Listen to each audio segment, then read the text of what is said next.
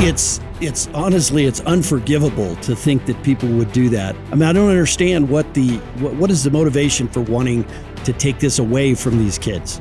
It's the same argument we see in all those states that have been working on education freedom, that they believe school choice takes resources away from public schools, which is just patently false. That's not why we should be talking about this issue in the first place. We should be focusing on the kids and what they're able to achieve. But also in Wisconsin, we're funding our public schools at the highest level they've ever been funded at. And so it's a very contrarian argument to say that we're underfunding public schools because of school choice. So now we need to force those kids back into their public school. They never were able to answer, where are they going to put 65,000 kids overnight? Where are they going to find the teachers? Where are they going to find the buildings to house these kids? It was an absolutely asinine argument that they were making, with no compassion for the kids at the end of the day. Americans are capable of achieving extraordinary things when they have the freedom and opportunity to do so. This is American Potential. And here's your host, Jeff Crank. Well, thanks for joining us for another episode of American Potential. You know, we love to talk about school choice and educational freedom. It's happening all over America right now. And as states all over our country are looking at adding or expanding educational freedom for their students, one state has had school choice for 30 years. This program was started in 1990 in Milwaukee, Wisconsin, by Democrats, and it was the nation's first school choice program. Since then, they've expanded statewide and have 65,000 students enrolled. As students are succeeding, and the numbers are showing this, the Minocqua Brewing Super PAC has brought a lawsuit challenging the school choice program as well as charter schools. The lawsuit claimed that it takes money away from public schools, and they argue it goes against Wisconsin's Constitution. Now, there's already been a lawsuit brought against the program in 1992, where the Wisconsin Supreme Court ruled the school choice program was legal, but the PAC states the program has expanded since then, which is why they're challenging it now. So what happened with this lawsuit? And was this PAC able to get rid of school choice for the state of Wisconsin? Today, we have a guest on to talk about the history of the school choice program, the results of the program, and the results of that lawsuit. I want to welcome Americans for Prosperity State Director of Wisconsin, Megan Novak, to the show. Megan, thanks for being with us. Of course. Thanks for having me, Jeff.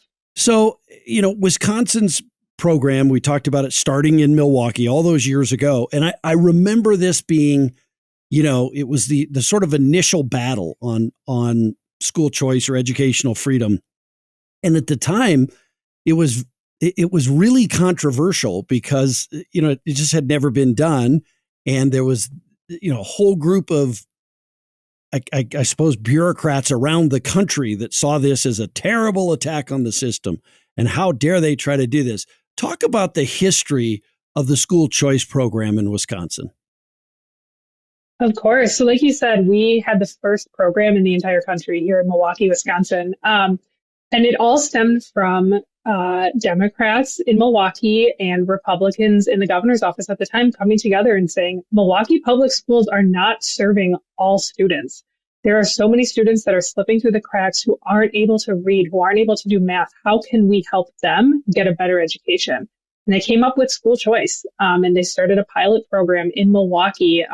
First started at non-religious private schools and later expanded to include religious private schools, to give those kids that opportunity in the city of Milwaukee. And it was really the catalyst for the education freedom movement 30 years ago. And it's really heartening to see so many states over the last year or two kind of take on the same fight that Milwaukee and Wisconsin took on so long ago, and use the results that we have to show that it works and that it's something that we should be providing for all students in America.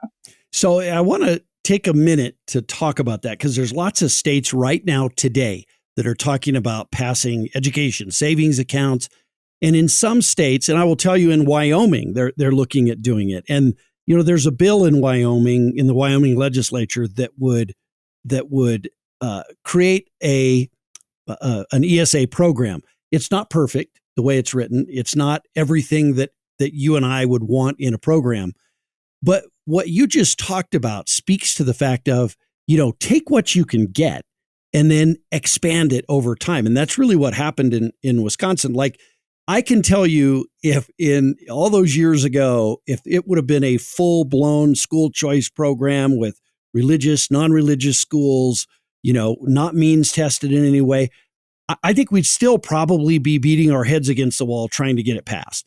But you took we took what we could get in Wisconsin and in Milwaukee in that first test, and then expanded upon it until now it's statewide. Do you agree with that as a strategy?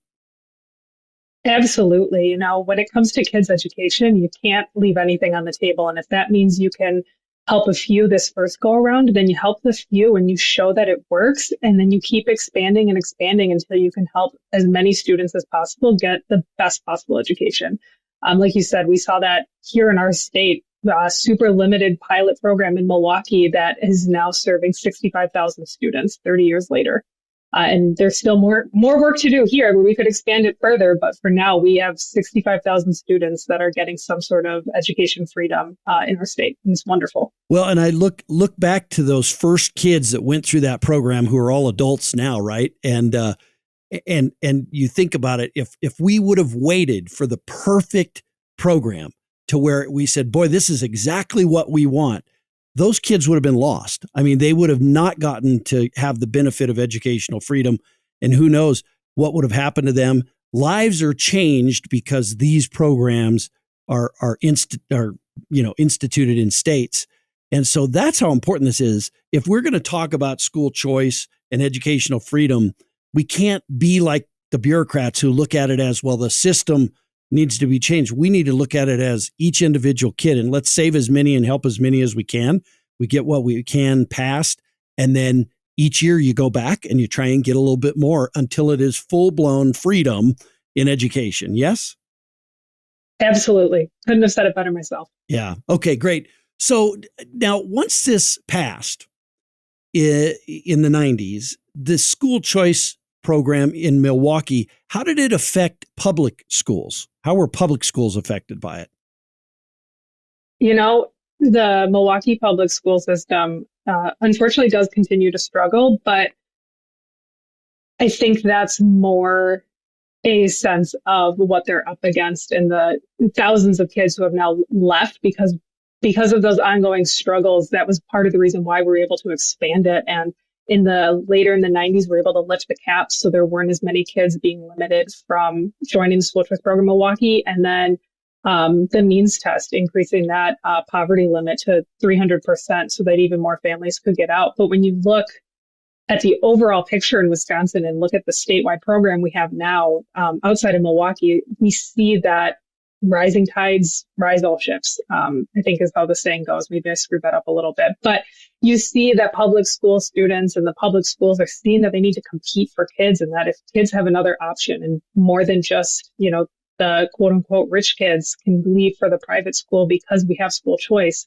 all of a sudden their testing results, their education attainment starts increasing as well. And that's really the most beautiful thing about school choice, is that it's at the end of the day, it's going to help all kids, whether they're in the public school, private school, a homeschool, or a charter school. Yeah. I always make this comparison. I was talking to a veteran the other day about some of the lack of choices in the VA medical system, and I compare it to school choice, and some of the educational empowerment stuff that's been going on, educational freedom. But I want to maybe reverse that and compare school choice to the Veterans Administration and the care that people get. Wouldn't health care be better for veterans if veterans had a choice to go to a VA facility and get their care there, or if they chose to go somewhere else for their health care at a community hospital, a community doctor, and they were able to take that same benefit of healthcare benefit and not go to the VA? They can go there if they choose, but they can go wherever they choose. I mean, it seems obvious that those veterans might get better healthcare. They would certainly have better options and it would be more individualistic. They could get exactly what they needed. I mean, do you have any thoughts on that? And why would that, if that's working in healthcare and the VA, why would it not work in education? For the opponents of school choice, I would ask them, find me a single instance when competition isn't better for the consumer in the long run. In this case, the students are the consumer, and I don't think they'll be able to find us a single example, because it does work in even in the most regulated of industries like healthcare, like education. Competition works. Right. Yeah, it does. And the best part about it is you may want to shop at Walmart and I may want to shop at Target, and that's great. We can both do what we want and enjoy what we want. There might be things you like about Walmart and there might be things I like about Target, but the choice allows us to have, those options. So that's great. So how do the academics compare between the school choice program that's now instituted statewide in Wisconsin versus public schools? What's the difference between the academics there? When you start, even without controlling for all the variables, you already see massive improvements for the kids that are in choice and charter schools. And then you start controlling for variables like socioeconomic status, and you really see where students are starting to shine in those smaller classrooms, at school choice schools and charter schools. It's actually really unfortunate. Milwaukee and Madison, both the two largest cities in Wisconsin, have some of the, if not the largest, racial achievement gaps in the entire country at their public schools. And then when you compare that horrific racial achievement gap to the results that we see in the choice and charter schools in Madison, Milwaukee, all of a sudden it's starting to shrink and shrink and shrink, where we're seeing more students being able to read and do math at grade level. And so we want to see that continue for more and more students to get out of that kind of cycle of the huge racial achievement gaps that we see in these districts, and they're not doing anything to solve them right now. And you're seeing in Wisconsin, I guess this is a question. It's not a statement. It's a question. You're seeing all different races take advantage of the school choice program. Is that right? So it's not like it's just, white students fleeing the public schools. I know that's the argument that some of the doomsday naysayers will use, but you're not seeing that. I mean, you're seeing parents of all races deciding that this is what's best for their kids, and then their kids are going into these programs and they're excelling and achieving. Absolutely, that's correct. There's no limit on race in the Wisconsin parental choice programs. Right. Okay, talk about the lawsuit that challenged not only the school choice program, but charter schools as well. Let's talk about the actual lawsuit. Should I give the spoiler at the beginning that so people aren't worrying too much, that thankfully for right now, the lawsuit has been dismissed by our state Supreme Court. That we'll see what that means. But essentially what happened is a group of progressive anti-school choice advocates got together and they filed a lawsuit back in the end of 2023, challenging all of our school choice programs and independent charter schools, saying that the way that we fund those schools is unconstitutional. And their solution and what they were advocating for was to completely eliminate those programs. And like we said at the beginning of the episode, that would have been 65,000 students ripped from their schools overnight because a handful of quote unquote advocates don't like that they have this opportunity in their lives. It's honestly, it's unforgivable to think that people would do that to try and take choice away from these parents and these students. I mean, what is their motivation for it? Just wanting to support the public school system and the teachers union? And I mean, I don't understand what is the motivation for wanting to take this away from these kids? It's the same argument we see in all those states that have been working on education freedom, that they believe school choice takes resources away from public schools, which is just patently false. That's not why we should be talking about this issue in the first place. We should be focusing on the kids and what they're able to achieve. But also in Wisconsin, we're funding our public schools at the highest level they've ever been funded at. And so it's a very contrarian argument to say that we're underfunding public schools because of school choice. So now we need to force those kids back into their public school. They never were able to answer, where are they going to put 65,000 kids overnight? Where are they going to find the teachers? Where are they going to find the buildings to house these kids? It was an absolutely asinine argument that they were making, with no compassion for the kids at the end of the day. Yeah, and again, I mean, that's what this is about, is having compassion for the kids. It should be about the kids, but it seems like the funders of this lawsuit, or the plaintiffs in this lawsuit, seem to be more focused on making sure that the system is well taken care of rather than the kids. And they're willing to take 65,000 kids out of a school that they're happy in to prove their point, I suppose. I suppose they never really had to answer for their lawsuit, unfortunately, but that seems to be what they wanted. Yeah. So the lawsuit itself was thrown out. The Supreme Court ruled in favor of the school choice program, correct? I'm not a lawyer, so I'll preface my answer with that. Okay. But the way the lawsuit was filed is they filed what's called a direct action to our state Supreme Court. So they didn't go through the normal trial and appeals court before appealing to our Supreme Court. And so it was dismissed not because the Supreme Court agreed that school choice is good and constitutional, but it was dismissed because they said this was not the proper avenue for a lawsuit for this direct appeal. And so there is a fear amongst choice advocates and education freedom, parents and families and schools across the state, that this group of individuals could be planning to make another run at a lawsuit going through the more traditional legal process. Mm-hmm.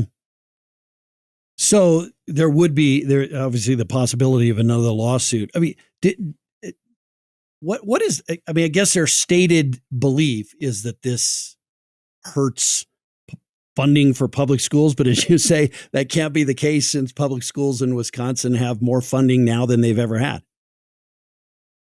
Yeah, they're just saying it's a constitutional school funding argument, and that their other claim is that public purpose doctrine, saying that public tax dollars shouldn't go to private institutions. But I think we can point to 1,000 examples without batting an eye of public tax dollars going to all sorts of private institutions for different programs. So it really is an argument that doesn't hold weight once you go beyond the first layer.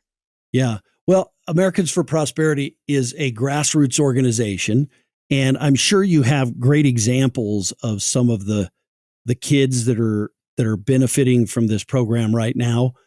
Maybe you could talk about that. Can you give us some examples of how specific people, obviously we can talk in generalities of these kids being, thrown out of the school that they have chosen because, if this lawsuit were to go through, but talk about maybe some examples of some people that or you've heard of, maybe some people who've testified up at the legislature, others, parents and kids that are benefiting from this program, and how this lawsuit, if it were to happen again, how that would impact them.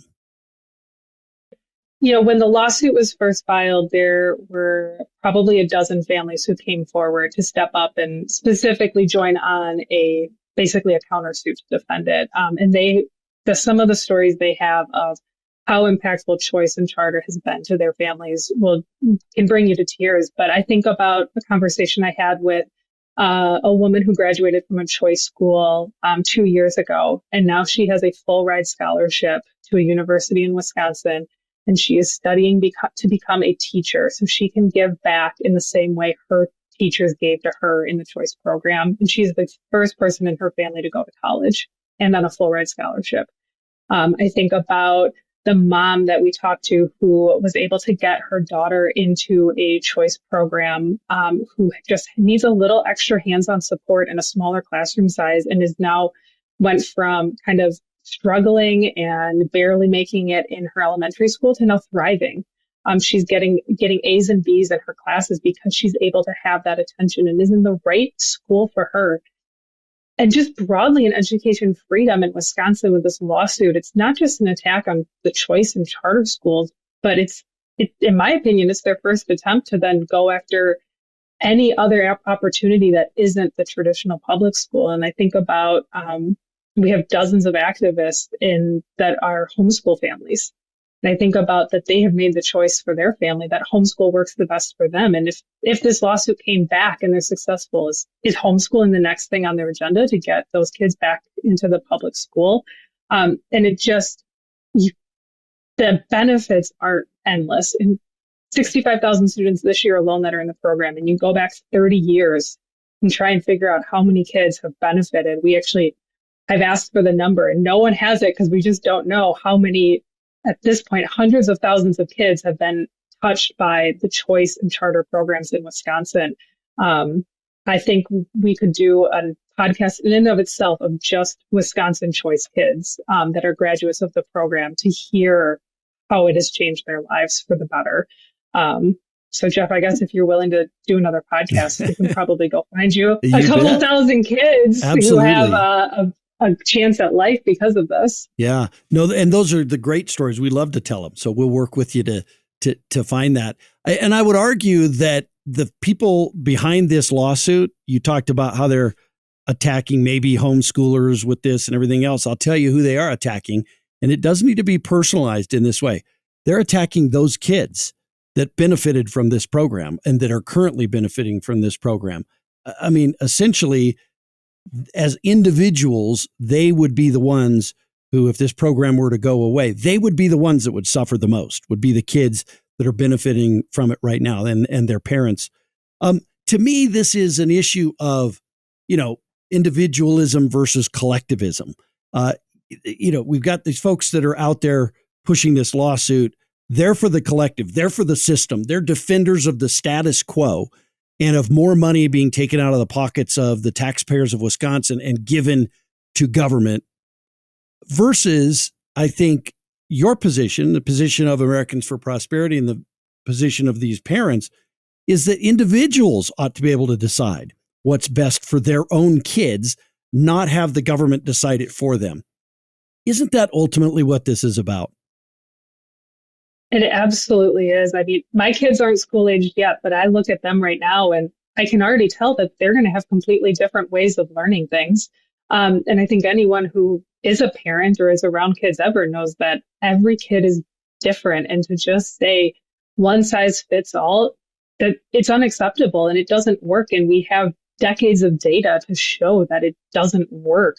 And so why not give the kids a chance? Yeah. It doesn't work in anything. We don't all, I happen to drive a Ford F-150 pickup, but not everybody would want to drive a Ford F-150 pickup. So it doesn't work in cars. It doesn't work in buying groceries. It doesn't work in clothing. We all have different styles. It just is crazy. And you raise such a great point about kids being different. Anyone who has more than one child knows that their kids are not the same. I deal with that every single day. I've got one that acts a certain way and one that acts 180 degrees from that one. So we've got to teach kids in an individual way rather than a collective way like we've been doing for centuries now. So if people are concerned about the possibility of this program going away in Wisconsin, what can they do? How can they learn a little bit more about the efforts that you all are doing? You can go to afpwisconsin.com.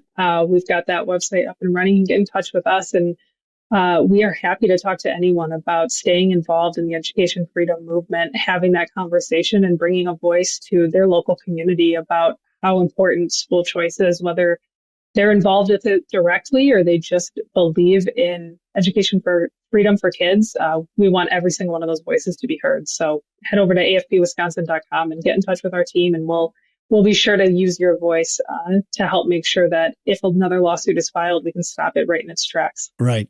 Well, great. You're doing great work on this program, and thanks for all you do. It is amazing that this has been passed, in the 1990s, and it's now, I don't even know how many years that is. See, because I'm not very good at math, but lots of years, right?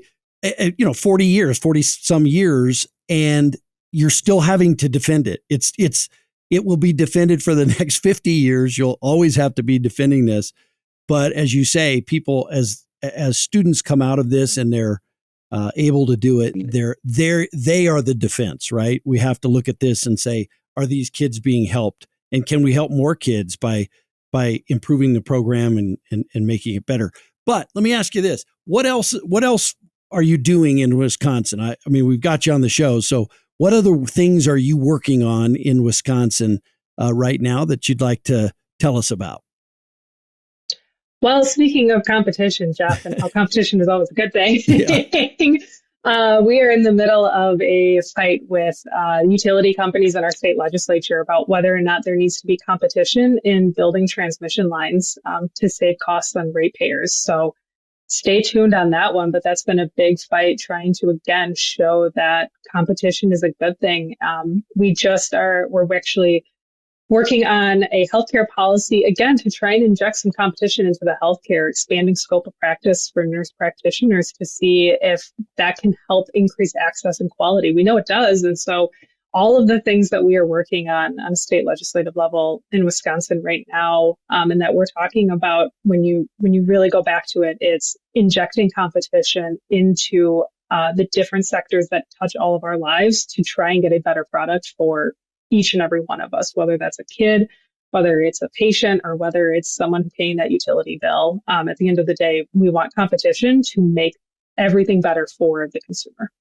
So, and the other side of that competition is people try and, in a capitalist system, sometimes they try and get the market share, or they get control of a market, and then they do everything they can to hold on to that. And you see that in education, where this organization has gone out and it has filed a lawsuit fighting to keep the system in control of the dollars rather than the parents being in control of the system.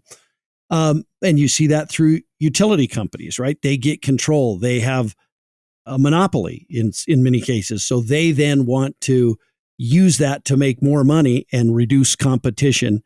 And you talked about healthcare. People try to do that as well. They try and restrict the number of people who can practice healthcare.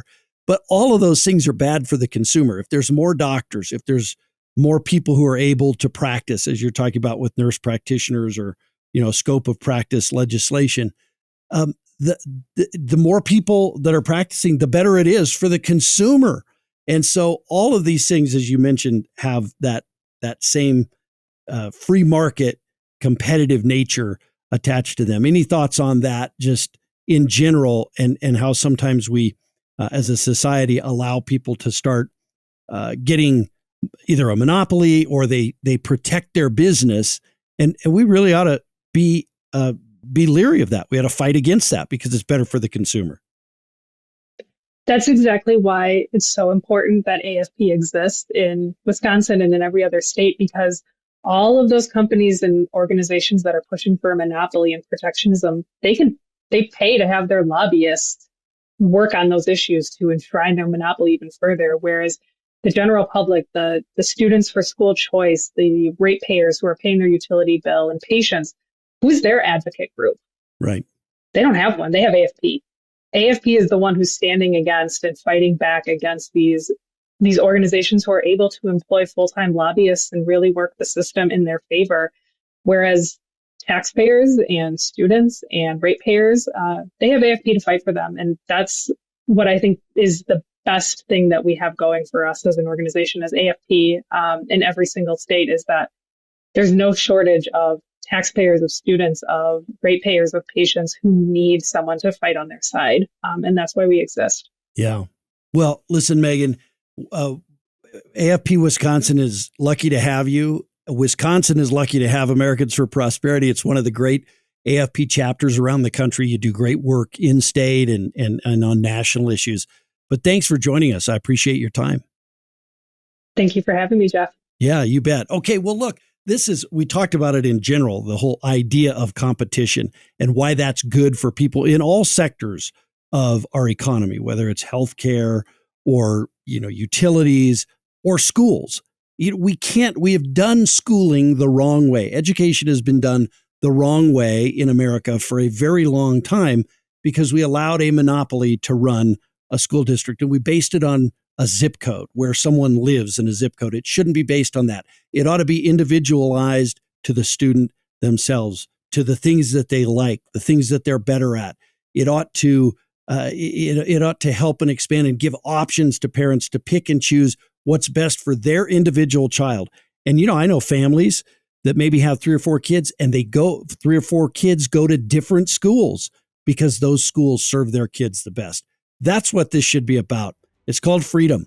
It's called liberty. Go out and defend it. It can easily be taken away from each of us, but don't let that happen. Go out there, fight for liberty, fight for freedom. Thanks for being with us. Thank you for listening to American Potential. You may listen to more stories from Americans working every day to expand freedom and opportunity in their communities by visiting AmericanPotential.com.